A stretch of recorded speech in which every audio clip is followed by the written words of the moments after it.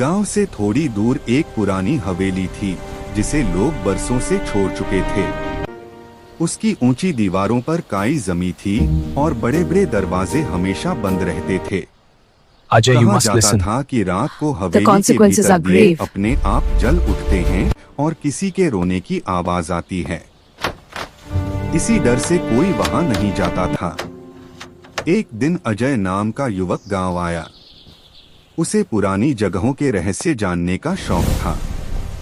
हवेली को देखकर वह रुक गया।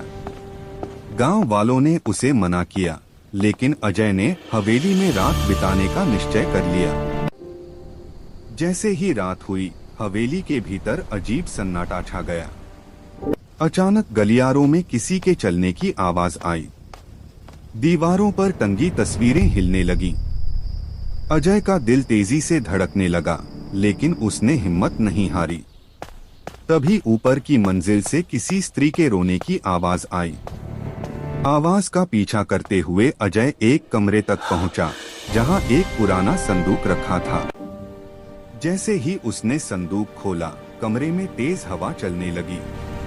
उसे दिखाई दिया कि एक स्त्री वर्षों पहले अपने ही परिवार द्वारा धोखे से इस हवेली में कैद कर दी गई थी। अकेलेपन और दर्द में उसकी जान चली गई। अजय ने तय किया कि वह इस सच्चाई को छिपने नहीं देगा। अगले दिन उसने गांव वालों को सब बताया। पहली बार उस स्त्री के लिए दीप जलाए गए और उसकी आत्मा की शांति के लिए प्रार्थना की गई। उस रात हवेली में रोने की आवाजें बंद हो गईं। दिए नहीं जले, दरवाजे नहीं हिले। हवेली Listen अब भी carefully, खड़ी everyone. थी, लेकिन truth उसका is, रहस्य we उजागर cannot हो ignore. चुका था।